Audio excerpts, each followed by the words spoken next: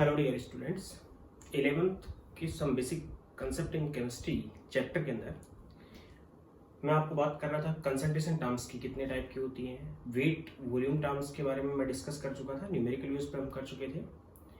आज हम बात करेंगे वेट टर्म्स की और आगे वाली जो टर्म्स हैं उनकी बात करेंगे, कुछ न्यूमेरिकल्स भी इस पर करेंगे। चैनल पर रेगुलर बने रहने के लिए स्वामी मनोज केमिस्ट्री सब्सक्राइब करें, बेल आइकन दबाएं ताकि रेगुलर आप इस पर बने रह सकें, आपको नोटिफिकेशन मिलता रहे। तो कंसंट्रेशन की टर्म्स के अंदर मैंने आपको बता दिया था अभी तक कि कौन कौन सी कंसंट्रेशन, मोलैरिटी क्या होती है, नॉर्मेलिटी क्या होती है, फॉर्मेलिटी क्या होती है, स्ट्रेंथ क्या होती है, इनमें रिलेशंस क्या है, परसेंटेज वेट बाय वॉल्यूम क्या है। आज हम बात करेंगे वेट टर्म्स की।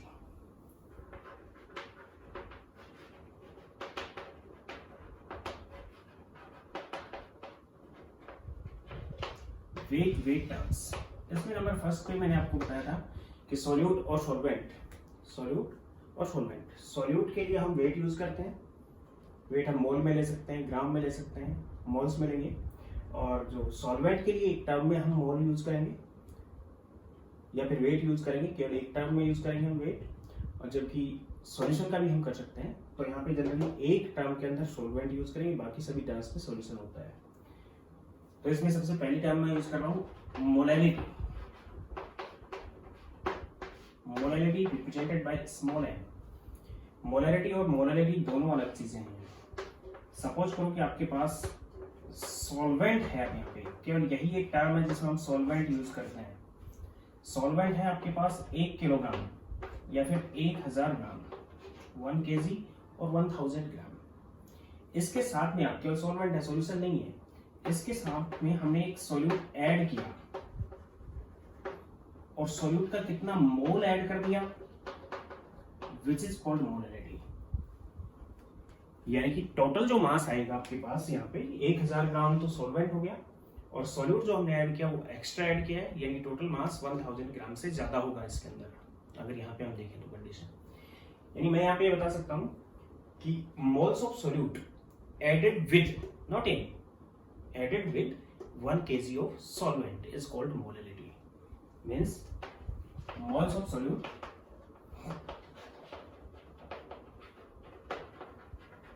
added with 1 kg of solvent. ध्यान दे लेना, यहाँ पे सॉल्वेंट की टर्म आ रही है, बाकी किसी में सॉल्वेंट की टर्म नहीं आएगी। Is called molality.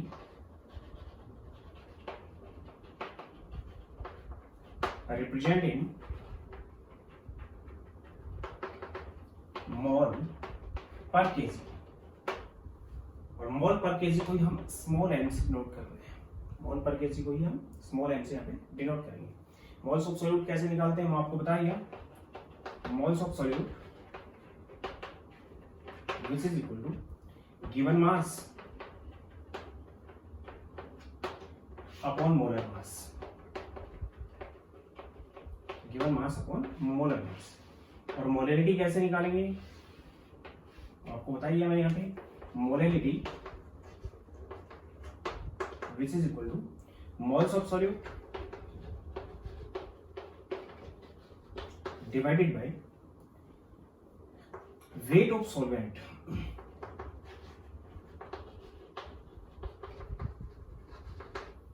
In kilogram. Solvent का वेट लेते हैं हम किलोग्राम, यानी moles of solute given mass upon molar mass होता है, जो यहाँ पे पुट करेंगे हम। और जो सॉल्वेंट हमने यूज किया 1 किलोग्राम, उसको हम यहाँ पे पुट करेंगे। तो ये जो टर्म है वेट टर्म, ये टेम्परेचर अफेक्टेड नहीं होगी। दोनों में वेट यूज कर रहे हैं, मोल्स, और जो मास है सॉल्वेंट का वो टेम्परेचर बेस्ड नहीं होता। टेम्परेचर अगर बढ़ाएंगे घटाएंगे तो मास पे या वेट पे कोई असर नहीं होगा।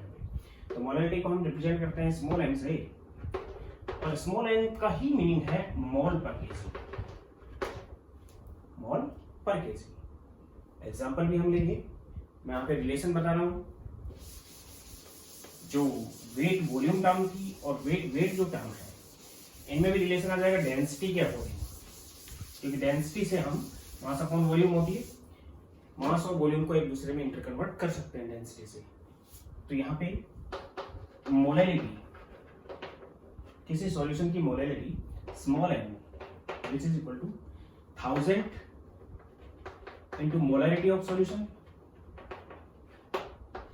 Divide by 1000 into density of solution, solution की डेंसिटी आएगी minus molar mass of solute multiply by molarity of solution. इससे हम मोलैरिटी को मोलैरिटी में या फिर मोलैरिटी को मोलैरिटी में कन्वर्ट कर सकते हैं। फॉर्मूला है जो दोनों के साथ इंटर कन्वर्जन के लिए बनाया गया है, यानी small m which is equal to 1000 into capital M divided by 1000 into density minus molecular weight of solute multiply by molarity of solution, एक दूसरे में इंटर कन्वर्ट कर सकते हैं हम इसको। फॉर एग्जाम्पल, जैसे एग्जाम्पल आपके पास मिटा रहा हूं इसको,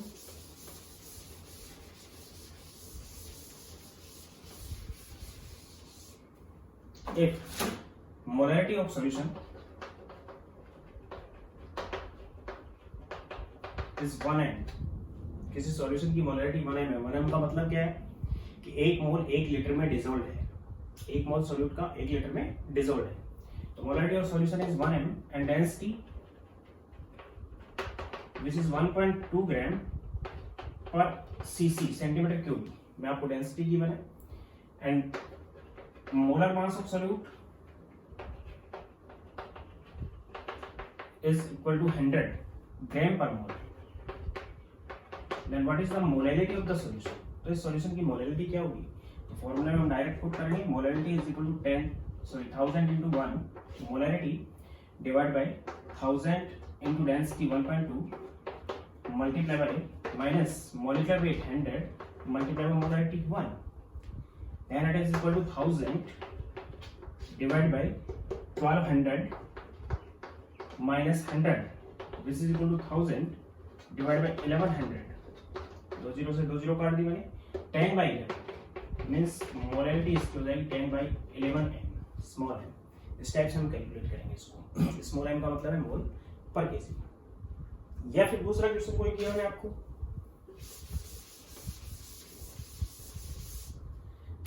सपोज करो आपके पास है 10 gram of solute dissolved in 200 ml of solution, density is 1.1 gram per cc। Solution की डेंसिटी गिवन आपको 1.1 gram per cc। Then if solute is glucose, अगर सॉल्यूट ग्लूकोज है then calculate the molarity.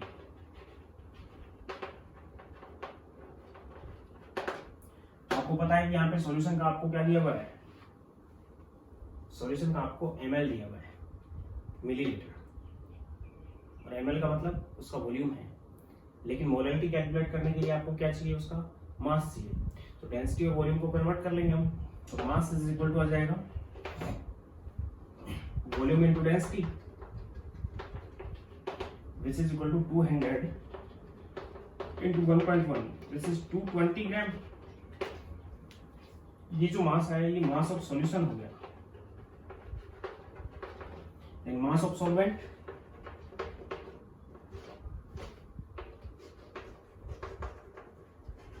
which is equal to mass of solution minus mass of solute। Mass of solution कितना है आपके पास 220 और mass of solute है आपके पास 10 ग्राम, उसी के अंदर प्रेजेंट है 10 ग्राम, तो माइनस 10 विच इज 210। ये वेट आ गया किसका, सॉल्वेंट का। अब सॉल्वेंट का जो वेट आ गया इसको हम पुट करके मोलैरिटी निकाल देंगे। तो यहां से मिटा रहा हूं मैं,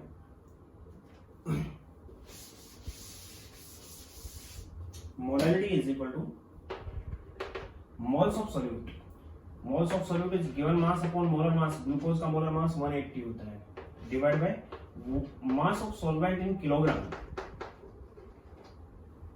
मास ऑफ सॉल्वेंट, सॉल्वेंट का मास आया था 210 ग्राम इन किलोग्राम। देन 10 से 20 काट दी मैंने, ऊपर आ गया 100 divide by 18 multiply by 21।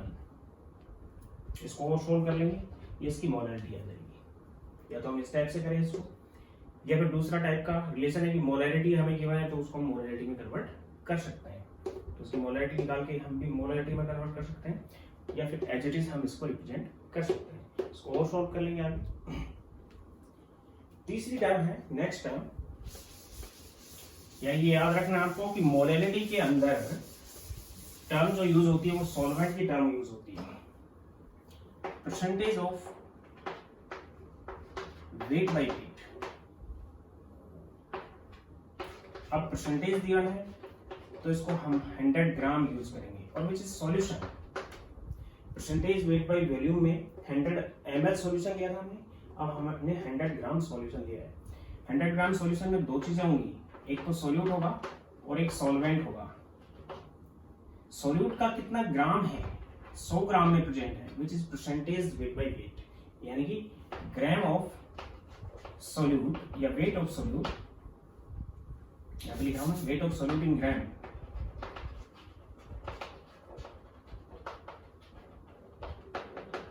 In gram present in 100 gram solution, solution का 100 ग्राम, यानी कि percentage W by W which is equal to weight of solute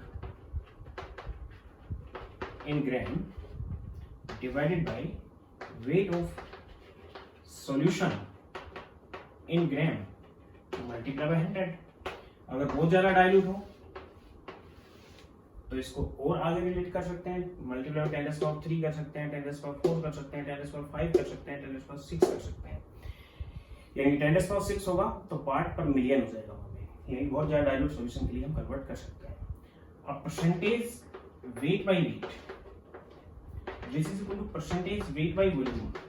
volume और वेट को दोनों को रिलेट कर दिया मैंने, मल्टीप्लाई 1 बाय डेंसिटी, यहाँ पे डेंसिटी ऑफ सॉल्यूशन से इसको रिलेट कर दिया, यानी जो पिछली टर्म थी जो परसेंटेज वेट बाय वॉल्यूम थी, जो हमने वेट वॉल्यूम टर्म ली थी, और जो परसेंटेज वेट है ये वेट टर्म है, इन दोनों में एक रिलेशन होगा, ये 1 बाय डेंसिटी से इसको मल्टीप्लाई करके हम इसमें कन्वर्ट कर सकते हैं। न्यूमेरिकल मान लेकर आ रहा हूँ। थर्ड नंबर पर बात कर रहा हूँ,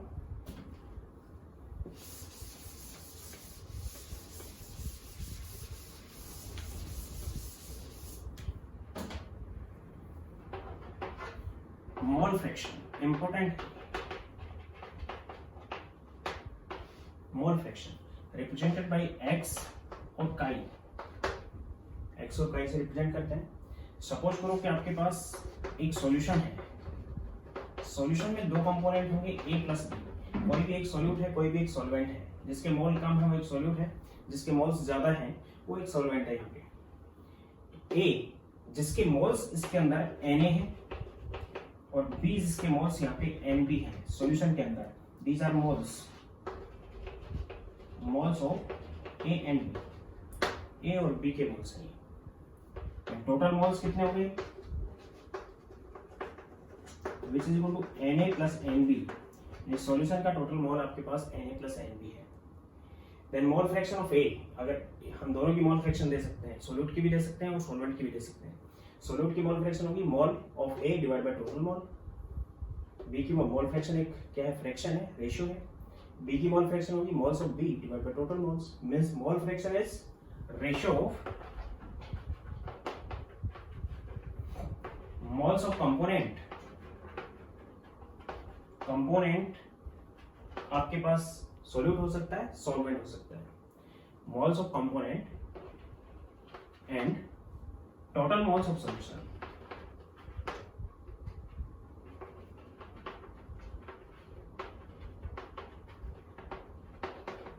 is called mole fraction, यानी mole fraction of A which is equal to moles of A divided by total moles Na plus Nb, it is mole fraction of A, and mole fraction of B which is equal to total moles, sorry moles of A B and moles total Na plus Nb। A की mole fraction होगी वो A का moles divide by total moles, B की mole fraction number of moles of B divide by total number moles of solution, it is mole fraction of A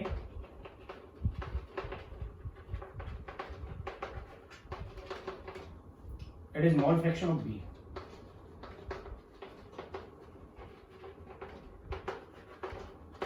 ये A की mole fraction है और ये B की mole fraction है।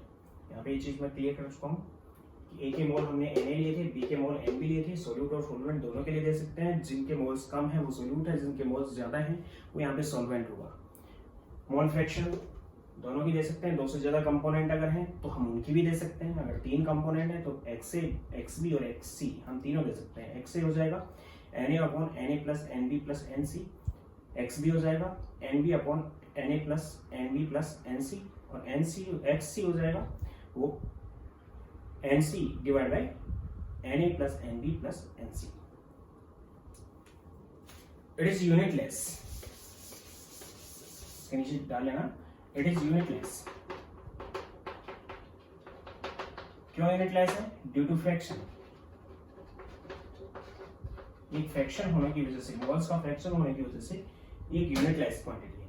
अगर इसकी हम बात करें टोटल ऑफ मोल फ्रैक्शन या फिर sum of mole fraction of solution,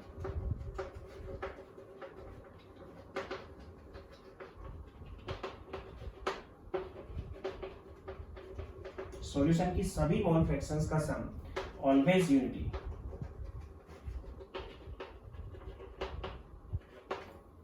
सभी मोल फ्रैक्शन का सम 1 होता है। मींस XA प्लस XB की अगर हम बात करें तो X से आ जाएगा Na upon Na plus NB plus NB upon Na plus NB which is equal to 1। Means XA plus XB is 1। यानी एक कंपोनेंट की अगर हमारे पास मोल फ्रैक्शन है तो हम दूसरे कंपोनेंट की मोल फ्रैक्शन को कंसीडर कर सकते हैं, क्योंकि सभी मोल फ्रैक्शंस का जो सम होता है वो 1 होता है। XB है ये वेट टर्म है। वेट टर्म, इन तीनों टर्म पे टेम्परेचर का कोई इफेक्ट नहीं होता। बाकी की टर्म्स पे टेम्परेचर अगर बढ़ाएंगे या घटाएंगे तो वेरी करेगा, उससे टर्म की वैल्यू जो है वो वेरी करेगी क्योंकि वॉल्यूम चेंज होता है। ये वेट टर्म है। नेक्स्ट में बात कर रहा हूं एक न्यूमेरिकल की।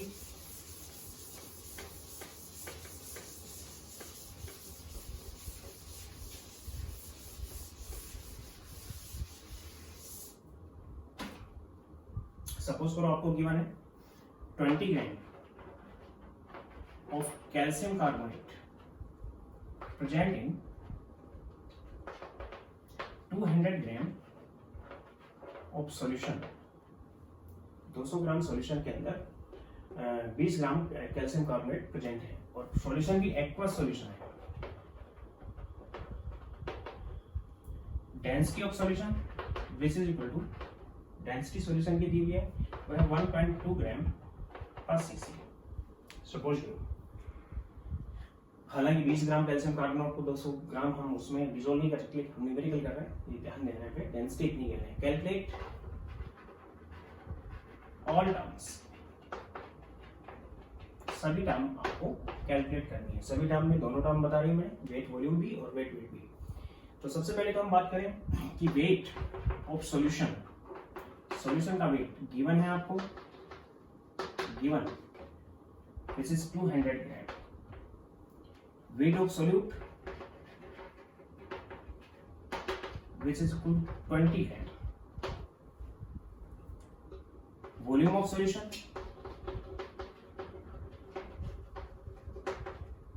सॉल्यूशन का volume mass upon density which is equal to 200 divide by 1.2, 200 divide by 1.2 gram.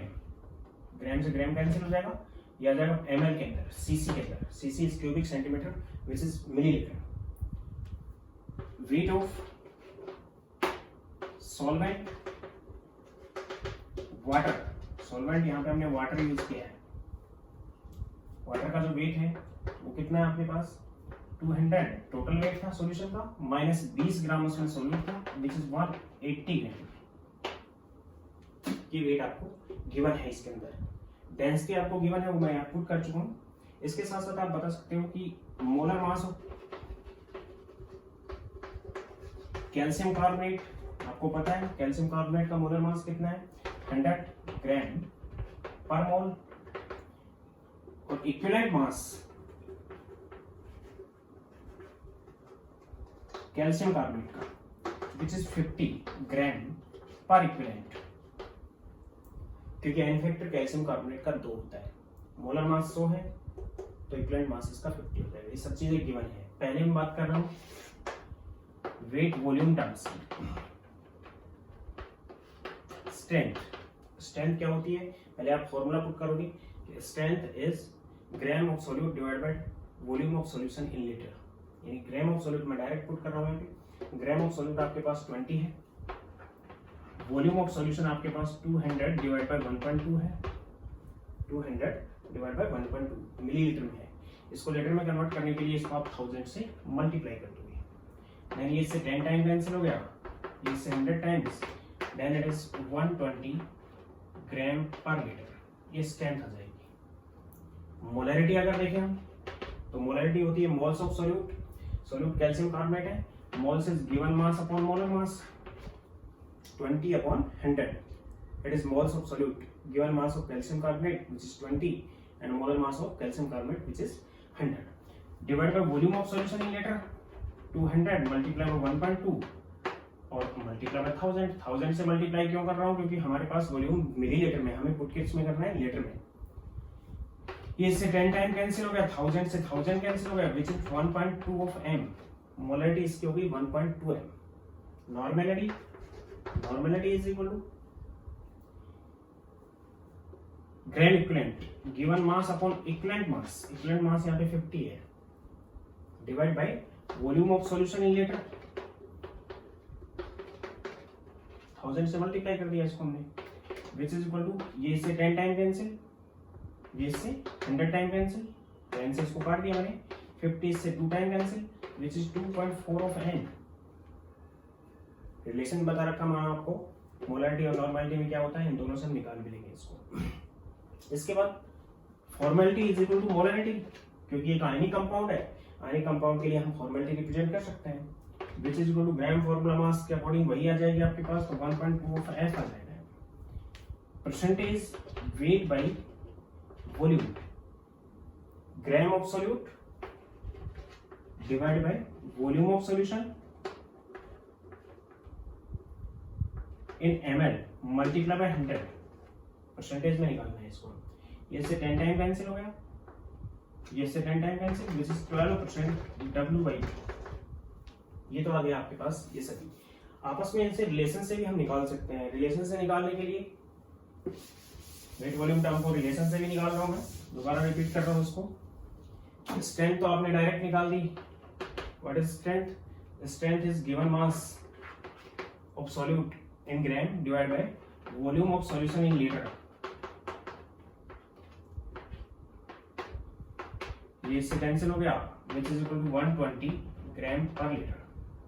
What is molarity? Molarity is equal to strength divided by molecular weight, strength 120 and molecular weight 100 which is 1.2 m। What is normality? Normality is equal to molarity into n factor, n factor 2 होता है, 1.2 into 2 which is 2.4 of n। What is percentage weight by volume, which is equal to strength divided by 10, relation बता रखे हैं आपको, which is 120 divided by 10 which is 12%, W by V। ये तो है wait volume term. Formality हम molarity को ही put करेंगे। इसके बाद मैं बात कर रहा हूं वेट टर्म्स की।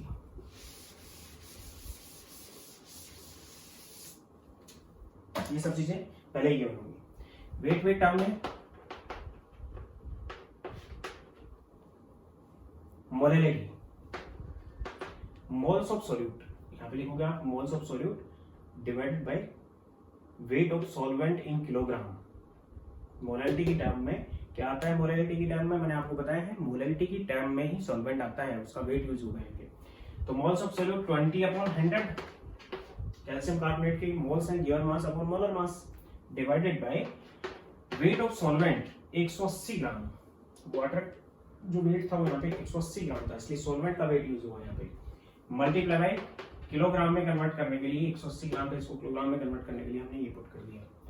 ये 3 जीरो से 3 जीरो कैंसिल हो गई, which is 20/80 which is 10/9 which is 1.11 small m। Small m का मतलब है मोल पर केजी।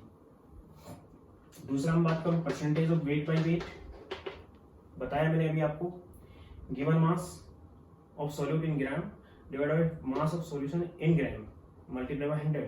तो मास of solute in gram 20, mass of solution 200 और multiply by 100 which is 10%। W by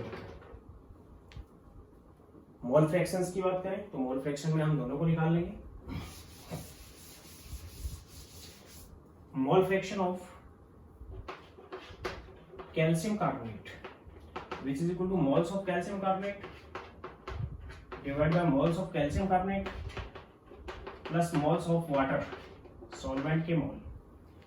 ये तो है given mass upon molar mass moles of calcium carbonate divide by total moles है वो कैल्शियम कार्बोनेट के मोल्स प्लस में water के moles हैं क्योंकि एक पर सॉल्यूशन था वो, इसलिए 20 upon 100 moles of calcium carbonate and 180 upon 18 given mass upon molar mass of water is 18।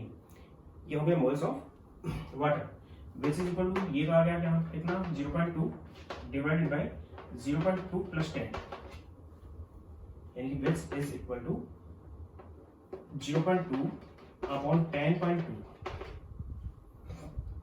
Which is equal to 1 upon 51।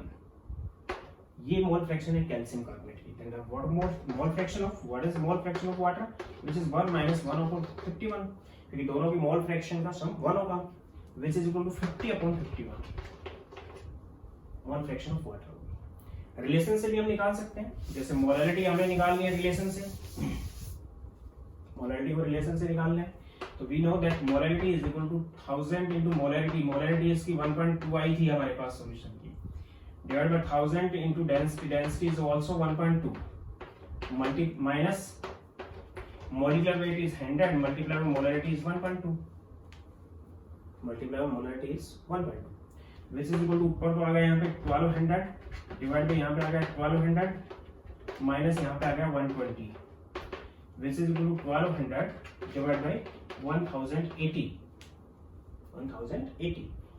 which is equal to 120 divided by 108 this is 10 by 9 this is 1.11 m small m। तो molarity आपके पास है तो उससे भी आप molarity को, molarity अगर है तो मोलैरिटी को आप कंसीडर कर सकते हो। इसके बाद हम बात करूं परसेंटेज वेट बाय वेट की, which is equal to percentage weight by volume multiply 1 by d and percentage weight by volume इस सॉल्यूशन का था 12 into 1 by 1.2 this is 10% जो हम वैसे भी निकाल के लेके आए हैं और मोल फ्रैक्शन की हम उस टाइप से कंसीडर करेंगे। ये थी वो कंसंट्रेशन टर्म जो ज्यादातर यूज होती है, वेट वेट और वेट वॉल्यूम।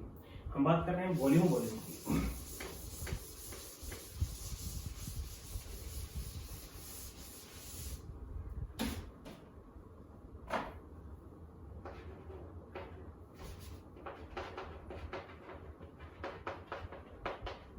एक ही टर्म यूज करेंगे और केवल उन सॉल्यूशन के लिए करेंगे, या तो गैस इन गैस या फिर liquid in liquid, liquid liquid और गैस इन गैस के लिए हम इन सॉल्यूशंस को यूज करेंगे। फॉर एग्जांपल परसेंटेज एक ही बताया मैंने, परसेंटेज वॉल्यूम बाय वॉल्यूम यहाँ पे हम रिप्रेजेंट कर रहे हैं, which is equal to volume of solute in millilitre divide by volume of solution in millilitre multiply by 100।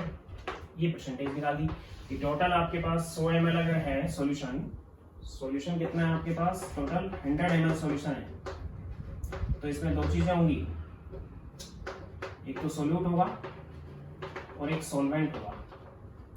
तो यहाँ पे हमें बताना है कि सोल्यूट का कितना ml 100 ml में है, इसका जो मिलीलीटर होगा वो परसेंटेज वॉल्यूम बाय वॉल्यूम होगा, यानी दो लिक्विड्स के वॉल्यूम्स का वॉल्यूम्स का जो रेशियो है वो, या फिर दो लिक्विड के वॉल्यूम्स के रेशियो को हम 100 से मल्टीप्लाई कर देंगे तो ये आ जाएगा। दो लिक्विड कौन कौन से हैं, एक तो लिक्विड हमने लिया है सोल्यूट और एक लिक्विड लिया हमने सॉल्यूशन, या फिर दोनों ही गैस है, गैस इन गैस में भी सॉल्यूशन कैसा रहेगा, गैसियस रहेगा, तो दोनों के रेशियो को हम इस टाइप से रिप्रेजेंट करेंगे। फॉर एग्जांपल सपोज करो आपको दे दिया गया कि 40 ml of C2H5OH which is liquid ethyl alcohol है,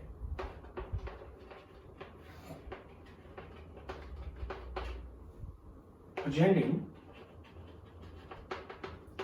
2 250 ml ऑफ सॉल्यूशन के 250 ml में है, तो percentage volume by volume which is volume of this 40 divide volume of this 250 multiply by 100, इससे कैंसिल हो गया 0, या अगर 40 भी कैंसिल हो गया 5 से, यहाँ 8 आ जाएगा और ये 5 आ जाएगा, then 80/5 which is 16%।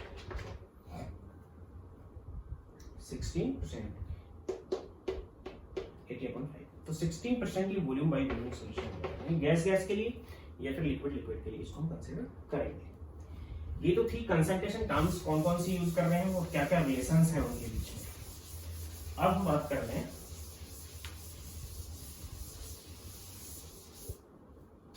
Concept of dilution.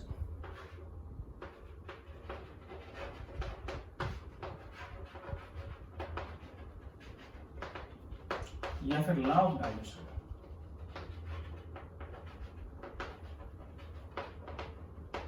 What is dilution? Dilution एक सॉल्यूशन हमारे पास बना हुआ है जिसमें दो चीजें प्रेजेंट है, एक तो सोल्यूट प्रेजेंट है और एक सॉल्वेंट प्रेजेंट है। सॉल्यूशन की एक फिक्स कंसंट्रेशन होगी, जैसे ही हम सॉल्यूशन की कंसंट्रेशन को डाउन करेंगे, डाउन करने का मतलब हम उसके अंदर एक्स्ट्रा सोल्यूट ऐड करेंगे तो कंसंट्रेशन बढ़ेगी, हम उसके अंदर एक्स्ट्रा सॉल्वेंट ऐड करेंगे तो कंसंट्रेशन घटेगी, और एक्स्ट्रा सॉल्वेंट की एडिंग को ही नाम देते हैं हम डाइल्यूशन। इन डाइल्यूशन में हम क्या कर रहे हैं, कंसंट्रेशन को डिक्रीज कर रहे हैं, एक्स्ट्रा सॉल्वेंट ऐड कर रहे हैं, means decreasing in concentration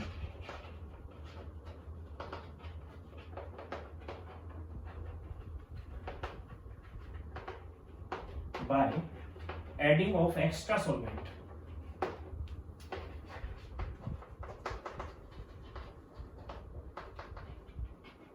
in solution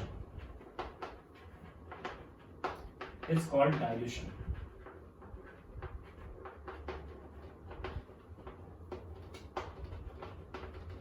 And by dilution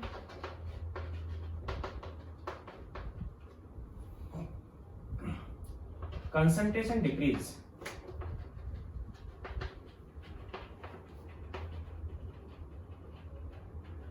with increasing volume.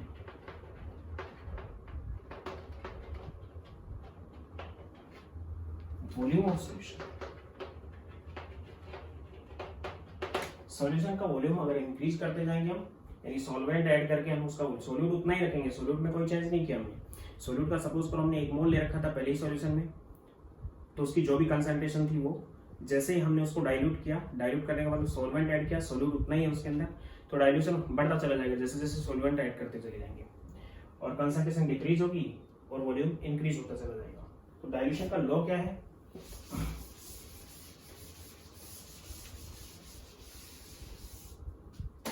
Dilution law है, लॉ ऑफ डाइल्यूशन,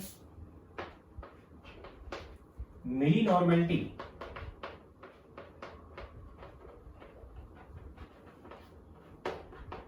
और milli molarity never change by dilution. यानी कि मिली मोलैरिटी और मिली नॉर्मेलिटी दोनों कांस्टेंट रहती है, कभी उनमें चेंज नहीं आता, डाइल्यूशन के साथ साथ कांस्टेंट रहेंगी वो। कि सपोज करो कि एक सॉल्यूशन ये है जिसकी मोलैरिटी m1 है, वॉल्यूम v1 है और नॉर्मेलिटी n1 है।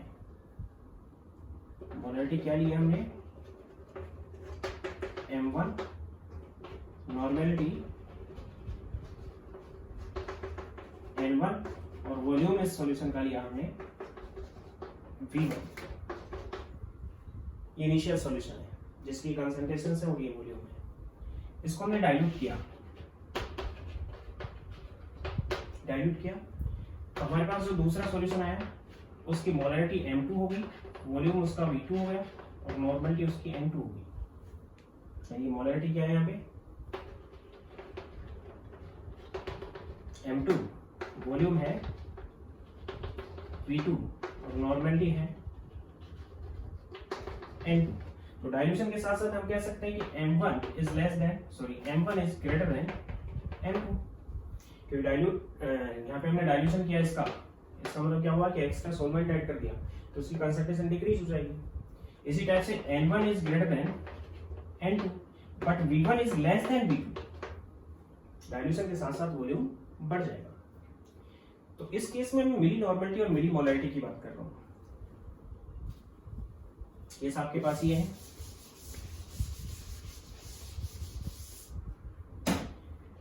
मिली मोलैरिटी और milli normality which is equal to normality into volume और volume in ml मिलीलीटर मिलेगी। इन नॉर्मलिटी और वॉल्यूम का जो मल्टीप्लिकेशन है which is milli normality and milli normality milli molarity which is equal to molarity into volume in millilitre, volume को millilitre मिलेंगे। यहाँ पे इसकी मिली नॉर्मलिटी आ जाएगी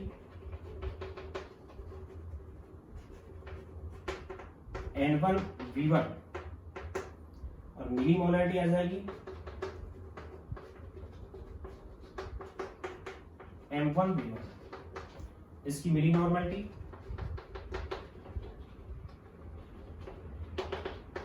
N2 V2 और मिली मोलैरिटी M2 V2। मैंने आपको यहाँ पे लिख दिया लॉ है डाइल्यूशन का कि मिली मोलैरिटी और मिली नॉर्मलिटी होती क्या है, नॉर्मलिटी इनटू वॉल्यूम, वॉल्यूम को ml में लेंगे हम विच इज मिली नॉर्मलिटी, और molarity into volume, volume in ml which is milli molarity. और मिली मोलैरिटी और मिली नॉर्मलिटी नेवर चेंज है।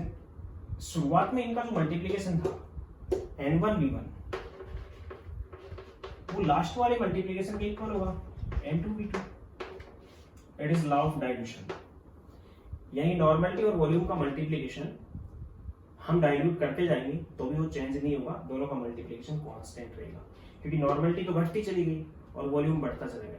यानी किसी सॉल्यूशन को अगर हम दुगना डाइल्यूट कर देंगे, दुगना डाइल्यूट करने का मतलब उसका वॉल्यूम डबल कर देना, सॉल्वेंट इतना ऐड कर दिया कि वॉल्यूम उसमें हमने डबल कर दिया, तो हम उसको ट्वाइस टाइम डाइल्यूट किया तो उस कंडीशन में उसकी कंसंट्रेशन हाफ हो जाएगी, तो वॉल्यूम दोगुना हो गया और कंसंट्रेशन हाफ होगी, दोनों का मल्टीप्लिकेशन कांस्टेंट होगा। अगर हम 3 टाइम डाइल्यूट करते हैं इसका मतलब कि उसके वॉल्यूम को हमने सॉल्वेंट ऐड करके 3 गुना कर दिया। 3 टाइम्स डाइल्यूशन का मतलब है उसके वॉल्यूम को हमने 3 गुना कर दिया, तो कंसंट्रेशन 3 टाइम्स डिक्रीज हो जाएगी। अगर हम 4 टाइम्स डाइल्यूट करते हैं इसका मतलब उसका जो वॉल्यूम था, सपोज करो 500 ml था, तो उसको हमने 2000 ml बना दिया, 2000 ml, 4 टाइम्स उसके वॉल्यूम को बढ़ा दिया। अगर हम उसके वॉल्यूम को 4 टाइम्स बढ़ा रहे हैं तो उसकी कंसंट्रेशन 4 टाइम्स डिक्रीज हो जाएगी। तो N1 V1 is equal to N2 V2, it is law of dilution, and M1 V1 also equal to M2 V2, यानी इनिशियल मोलैरिटी और वॉल्यूम का मल्टीप्लिकेशन फाइनल मोलैरिटी और वॉल्यूम के मल्टीप्लिकेशन के इक्वल होगा। ये दोनों है law of dilution. Milli molarity और मिली नॉर्मलिटी चेंज नहीं होती है।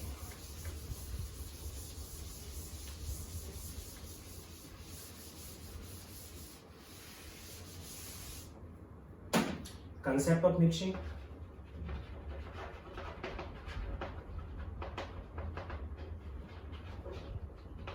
दो सॉल्यूशंस की मिक्सिंग की बात कर रहा हूं मैं। दो सॉल्यूशंस को मिक्स कर रहे हैं और नंबर फर्स्ट कंडीशन ले सकते हैं, equal solution which not react together,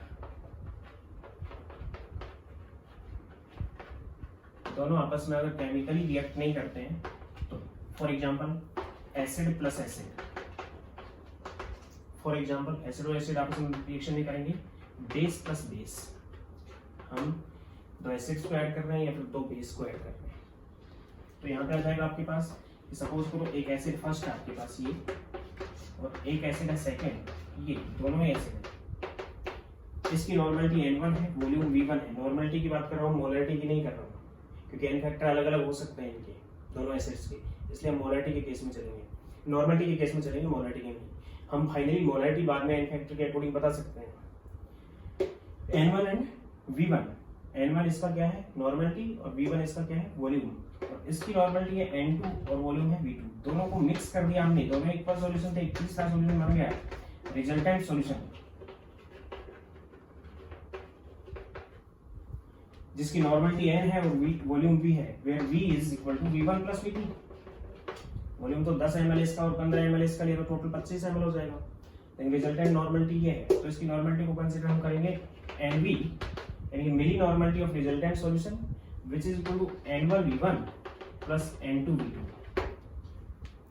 शुरुआत में उन दोनों की मिली नॉर्मलिटीज का सम क्या था और रिजल्टेंट मिली नॉर्मलिटी सॉल्यूशन की क्या है। nv is equal to this, then resultant normality which is equal to n1 v1 plus n2 v2 divided by v1 plus v2।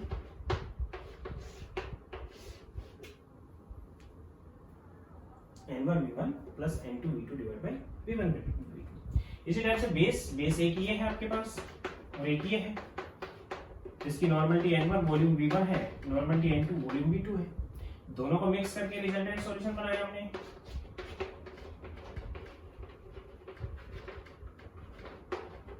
इसके केस में भी रिजल्टेंट सॉल्यूशन की नॉर्मलिटी n और वॉल्यूम v है, which is equal to n1 v1 plus n2 v2 divided by v1 plus v2। यानी दो similar solutions को जो आपस में रिएक्ट नहीं करते हैं उन दोनों को हम मिक्स करेंगे तो रिजल्टेंट नॉर्मलिटी हम इस टाइप से कैलकुलेट करेंगे। दो या दो से ज्यादा हो सकते हैं, सपोज करो 3 सॉल्यूशन है तो रिजल्टेंट नॉर्मलिटी क्या आ जाएगी n और रिजल्टेंट वॉल्यूम क्या आ जाएगा v, जो कि v1 plus v2 plus v3 के इक्वल होगा। 3 सॉल्यूशन है तो फिर रिजल्टेंट नॉर्मलिटी आ जाएगी वो किसके इक्वल आ जाएगी, n1 v1 plus n2 v2 plus n3 v3 divide by v1 plus v2 plus v3। इस टाइप से कंसीडर करेंगे, यानी कि अगर सॉल्यूशंस को मिक्स करते हैं और वो आपस में रिएक्ट नहीं करती, तो अगर सॉल्यूशंस को हम मिक्स कर रहे हैं और वो आपस में रिएक्ट कर रहे हैं,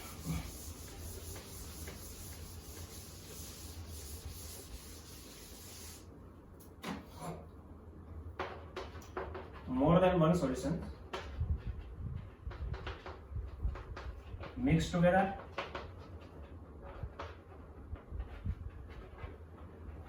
and which are react together. For example, acid plus base, एक एसिड लिया हमने और एक बेस लिया। ये सपोज करो एसिड है और ये सपोज करो बेस है। इसकी नॉर्मलिटी n1 है, वॉल्यूम इसका v1 है। इसकी नॉर्मलिटी n2 है, वॉल्यूम इसका v2 है। दोनों को मिक्स करेंगे तो एसिड और बेस आपस में ट्रीट होंगे और रिएक्शन करेंगे। जैसे ही हमने दोनों को मिक्स किया तो रिजल्टेंट नॉर्मलिटी तो है ना अभी, और रिजल्टेंट वॉल्यूम v हो गया। v तो v1 प्लस v2 ही रहेगा, रिजल्टेंट सॉल्यूशन है। तो अब हम क्या करेंगे कि दोनों आपस में रिएक्ट करेंगे। तो एक की मिली नॉर्मलिटी है n1 v1, milli normality of acid which is equal to n1 v1 और milli normality of base which is equal to n2 v2।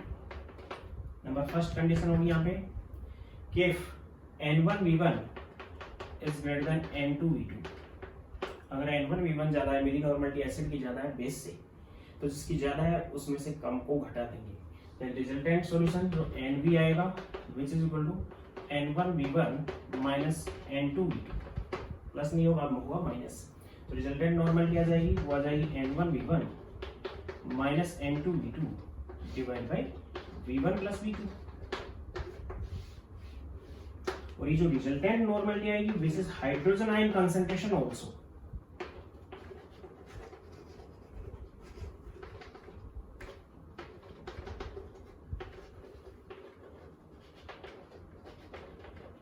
Resultant normality is hydrogen ion concentration and solution is acidic और pH of solution is less than 7, क्योंकि इसमें acid ज्यादा था base से, इसलिए acid base से reaction करेगा तो बेस तो कंप्लीटली क्या हो जाएगा, न्यूट्रलाइज हो चुका होगा, फिर भी एसिड बचेगा।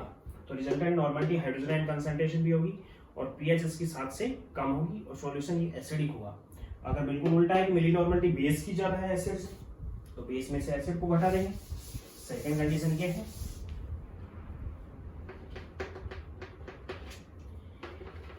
n2 v2 is greater than n1 v1, then resultant normality n is equal to n2 v2 minus n1 v1, यानी milli normality of base minus milli normality of acid divided by V1 plus V2। अब जो ये normality आएगी which is hydroxyl ion concentration,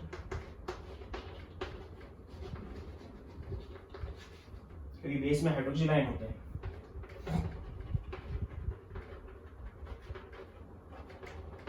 ये hydroxyl ion concentration होगी। और hydroxyl ion concentration है तो solution will be basic and pH of solution is greater than 7। pH जो होगी 25 डिग्री सेंटीग्रेड पे इसकी 7 से ज्यादा होगी। अब मैं बात कर रहा हूं कुछ एग्जांपल्स की इनके।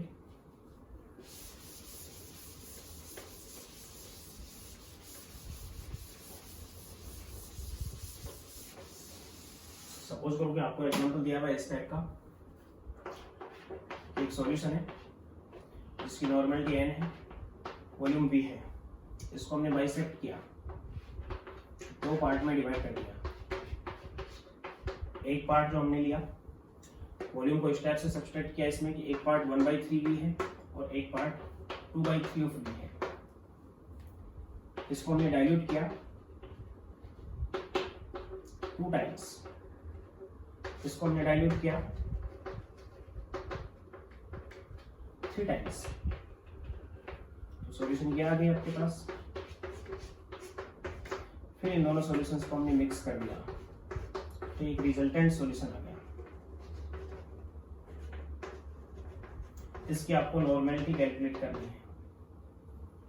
तो सबसे पहले तो नॉर्मलिटी थी n और वॉल्यूम था v, बाइसेक्ट किया तो दो पार्ट में डिवाइड कर दिया हमने, 1/3v और 2/3v, वॉल्यूम अलग अलग नहीं हो गया।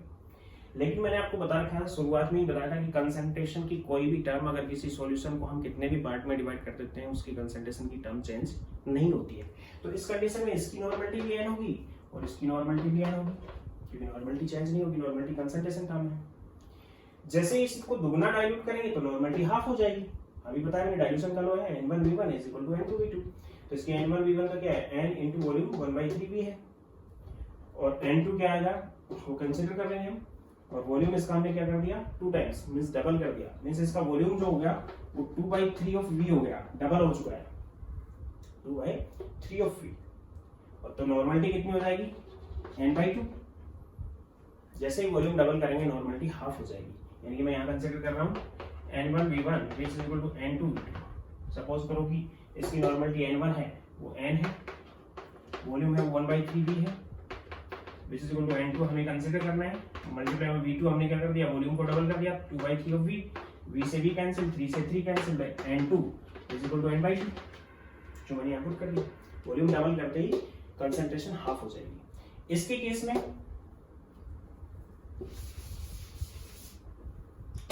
अगर हम देखें तो इसके केस में भी हमने वॉल्यूम को 3 टाइम्स किया तो नॉर्मलिटी कितनी हो जाएगी 1/3 हो जाएगी। तो वॉल्यूम को 3 टाइम्स हो गया तो कितना हो गया 2v, वॉल्यूम इसका हो गया 3 टाइम्स यानी कि 2v, और नॉर्मलिटी इसकी होगी n/3, 3 टाइम्स डिक्रीज होगी। अब दोनों सिमिलर सॉल्यूशन ही थी क्योंकि एक से ही बने हुए हैं, दोनों को ऐड किया तो मिक्सिंग करेंगे दोनों सॉल्यूशंस की, दोनों आपस में रिएक्शन तो करेंगे नहीं, तो दोनों को मिक्स करके हम मिक्सिंग रिजल्टेंट नॉर्मलिटी निकाल लेंगे। सपोज करो कि रिजल्टेंट नॉर्मलिटी इसकी n2 है और वॉल्यूम रिजल्टेंट v2 है, तो अब हम वॉल्यूम निकाल लेंगे कि v2 तो हमारे पास कितना आ गया, यहाँ पे वॉल्यूम कितना आ गया 2/3 ऑफ v प्लस 2v। यहाँ लिख रहा हूं मैं resultant volume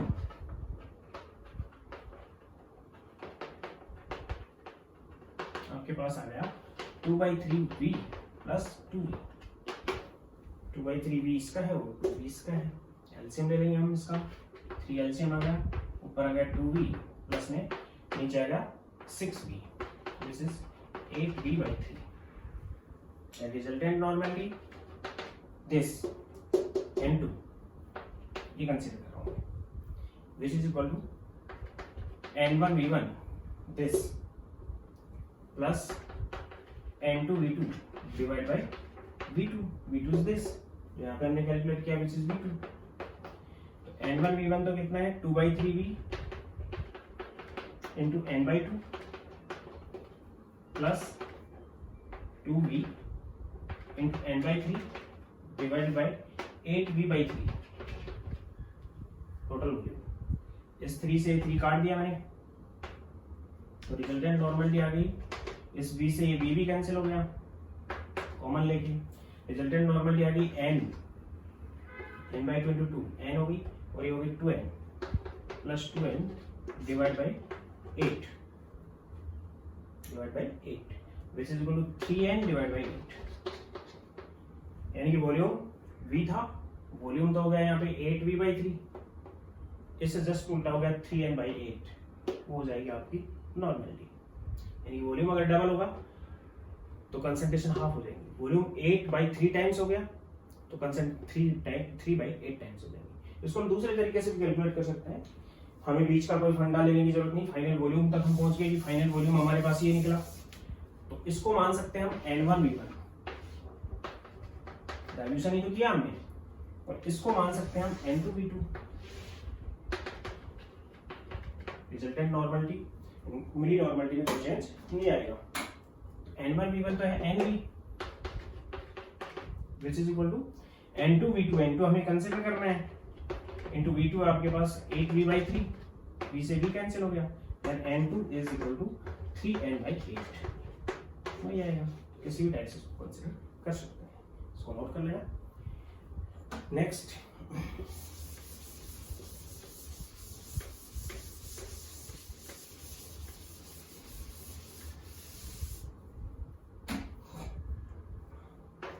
$50 ml deci normal H2SO4 and 150 ml centi normal HNO3 mixed together।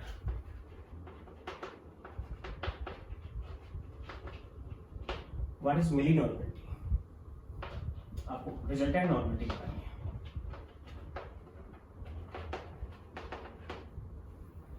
तो दोनों ही ऐसे रहे, दोनों को ऐड किया, दोनों की नॉर्मलिटीज हमें गिवन है, तो डायरेक्ट हम पुट कर देंगे। जोड़ने के लिए n is equal to n1v1 plus n2v2 divide by v1 plus v2, ये फॉर्मूला यूज कर लेंगे क्योंकि दोनों आपस में कोई केमिकल रिएक्शन एक्सप्रेस नहीं करेंगे। n1 कितना है? देसी, देसी का मतलब है 1/10, देसी का मतलब क्या होता है 1/10 इंटू वॉल्यूम है 50 ml, n1v1 प्लस ये n1v1 था, n से रिप्रेजेंट किया मैंने इसको 1/10n मल्टीप्लाई 50, इसको मैंने रिप्रेजेंट कर दिया किससे? सेंटी है, सेंटी का मतलब होता है 1/100, ये भी n है और ये भी n है, नॉर्मलिटी का सॉल्यूशन है। HNO3 1/100 मल्टीप्लाई बाई 150 ml था डिवाइड बाई टोटल वॉल्यूम है वो 200 ml हो गया, v1 प्लस v2 150 प्लस 50, तो ये तो कैंसिल हो गया, ये होगा 5, ये हो गया 1.5 कैंसिल होने के बाद, then 5 plus 1.5 6.5 divide by 200, normality का सॉल्यूशन वो बन चुका होगा। और ये जो कंसंट्रेशन आएगी ये उनकी हाइड्रोजन आयन कंसंट्रेशन होगी। इसी टाइप से एक एसिड और एक बेस है तो उसको हम कर सकते हैं। अगर हमारे पास नॉर्मलिटी नहीं गिवन है, मोलैरिटी गिवन है, तो पहले हम उसको नॉर्मलिटी में कंसीडर या कन्वर्ट कर लेंगे। जैसे आपको दे दिया गया 60 ml semi normal, 60 ml semi normal NaOH and 140 ml या 40 ml लगा लो, चलो 40 ml देसी मोलर बेरियम हाइड्रोक्साइड, दोनों ही बेस हैं, mix together. Then what is the resultant normality of the solution? Semi का मतलब हाफ होता है और डेसी का मतलब 1/10 होता है, लेकिन इसकी हमारे पास मोलैरिटी है, यानी कि 1/10n सॉल्यूशन है और 1/2n सॉल्यूशन है। तो पहले मोलैरिटी को नॉर्मलिटी में कन्वर्ट कर लेंगे। Molarity is equal to normality divide by normality is equal to molarity into n factor. Barium hydroxide है, 2 हाइड्रोजन आयन देगा तो इसकी एसिडिसिटी 2 हो गई, बेस है ये, बेस की एसिडिसिटी होती है वो 2 हो गई, इसलिए n फैक्टर इसका 2 हुआ। Then what the normality? Normality is equal to 1/10 into 2 which is 1/5। Normality इसकी 1/5 होगी।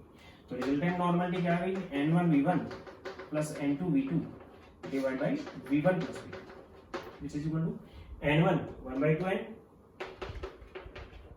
Multiply by V1 60 plus N2 1/5N। यानी मोलैरिटी गिवन है तो आप उसको n फैक्टर के अकॉर्डिंग पहले नॉर्मलिटी में कन्वर्ट कर लोगे। Then 1/5N multiply by volume 40 divide by total volume 100 है। तो ये हो गया 30 और ये हो गया 8, यानी it is 38N divide by 100 which is 0.38 of N।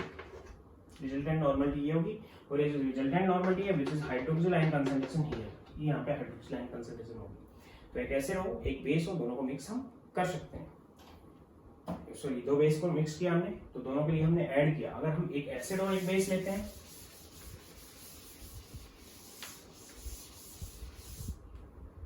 एक एसिड लिया हमने 100 ml सेमी नॉर्मल या semi molar sulphuric acid and 100 ml semi molar NaOH are mixed together.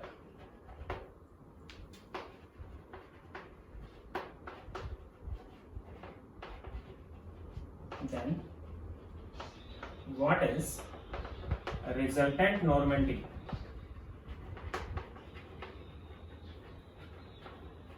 of solution and what is nature of solution और solution की nature क्या होगी। तो सबसे पहली बात तो है कि मोलरिटी आपको दिया है 100 ml 1/2 H2SO4 एक तो, और एक है 100 ml 1/2 NaOH। मोलरिटी गिवन है दोनों की, तो इसकी नॉर्मलिटी हो जाएगी, इसका n फैक्टर 2 होता है सल्फ्यूरिक एसिड का एक्वस सॉल्यूशन में, इसका n फैक्टर 1 होता है। तो इसकी नॉर्मलिटी तो आ जाएगी, normality is equal to molarity into 2, और इसकी नॉर्मलिटी और मोलरिटी इक्वल होंगी। नॉर्मलिटी यहाँ पे आ जाएगी which is molarity 1/2 of m multiply by 2 which is 1n, इसकी हो जाएगी हाफ n, दोनों इक्वल है। तो नॉर्मलिटी आपके पास है और मोलरिटी आपके पास है। तो आप बताओगे कि यहाँ पे N1V1 मान लो इसको, तो which is equal to normality आपके पास 1 है मल्टीप्लाई वॉल्यूम आपके पास 100 है विच इज 100, इसको N2V2 मान लो आप which is equal to 100 multiply 1/2 which is 50। यानी कि एसिड की मिली नॉर्मलिटी 100 है और बेस की मिली नॉर्मलिटी 50 है। तो जिसकी ज्यादा है उसमें से जिसकी कम है उसको घटाएंगे, क्योंकि एसिड और बेस है दोनों, और दोनों आपस में केमिकल रिएक्शन करेंगे। तो रिजल्टेंट नॉर्मलिटी सॉल्यूशन की आ जाएगी, इसको मिटा रहा हूं मैं। रिजल्टेंट नॉर्मलिटी आ जाएगी यहाँ पे N1V1 minus N2V2 divide by V1 plus V2। N1V1 आपके पास 100 है और N2V2 अभी बताया मैंने 50 है, डिवाइड बाई टोटल वॉल्यूम यहाँ पे 200 हो जाएगा, 100 plus 100 200 this is equal to 50 divide by 200 which is 1/4 of n। और ये जो आएगा ये हाइड्रोजन आयन कंसंट्रेशन होगी, और सॉल्यूशन की जो नेचर होगी जो मैंने यहाँ पे पूछी है, सॉल्यूशन की नेचर वो एसिडिक हो जाएगी, क्योंकि हाइड्रोजन आयन कंसंट्रेशन उसमें बची और एसिड जो सॉल्यूशन था वो ज्यादा क्वांटिटी में था बजाय बेस सॉल्यूशन की। आज की वीडियो में यहीं तक, आज की क्लास में यहीं तक। इसके बाद जुड़े रहने के लिए स्वामी मनोज केमिस्ट्री को सब्सक्राइब करें और लाइक करें, और इसी टाइप से इसके साथ बने रहें और इनके ऊपर बेस्ट न्यूमेरिकल सोल्व करें। आगे की जो लेक्चर आएंगे उनमें रेगुलर कुछ न्यूमेरिकल्स मैं लास्ट में दिया करूंगा, और लास्ट में देने वाले न्यूमेरिकल्स को आप अपनी फेयर कॉपी के अंदर, नोटबुक के अंदर उसको सोल्व करोगे। बेल आइकन दबा लें, सब्सक्राइब करें और रेगुलर वीडियो देखते रहिए, बहुत अच्छा समझ आएगा, इसमें कोई दिक्कत